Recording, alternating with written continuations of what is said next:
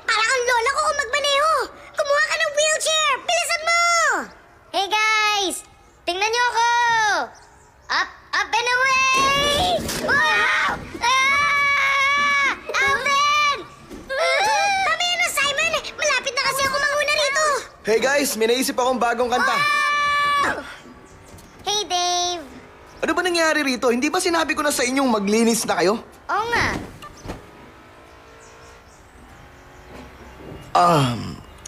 Sino yun? Kinuha kami ni Uncle Ian ng isang kasambahay.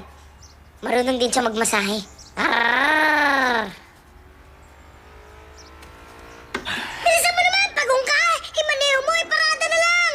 Diyan ka sa slow lane! Saan mo nakuha ang larong yan? Kay Uncle Ian! Bilis o matatalo ka! Kailangan mo ng training wheels, buddy! Okay, alam mo ba? Tama na yan. Ano ba ginawa mo? Malapit ko na malampasan yung dating score ko! Malas mo, nasa si Theodore. Iluwa mo yan. Iluwa mo. Ayaw! Jet Records. Okay, tama na yan. Meeting ngayon na. Lahat doon sa sofa. Pwede mo na kaming iwan. Guys, tingnan nyo. Alam kong mahirap. Alam ko. Ilang buwan lang ang nakaraan, nasa isang puno lang kayo sa malayo at... Ngayon, isa na kayong... Major rock stars. Okay, kahit ano pa. Ang punto ko dito, hindi porke... Major rock stars. Hindi ibig sabihin na makukuha nyo na at magagawa nyo na ang mga gusto nyo. Sabi ni Uncle Ian, dapat lagi kami masaya. Sige, alam nyo ba? Hindi nyo siya uncle.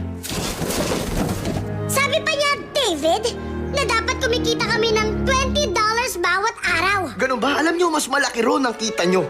At dahil nagmamalasakit ako, tinago ko muna ang pera nyo. Tulad ng pag-iipon ng nuts para sa winter. Ang winter ay para sa talunan. Tama.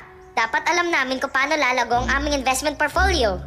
Saan nyo ba natutuhan ng lahat ng yan, ha? Mga bata lang kayo. Mga bata, Dave, o mga daga? Ano? Alam mo, sabi ni Uncle Ian, para niya kaming pamilya. Talaga? Kung ganyan nyo pala kamahal si Uncle Ian at sa tingin nyo hindi ko talaga kayo inaalagaan, bakit hindi kayo dun tumira sa Uncle Ian nyo?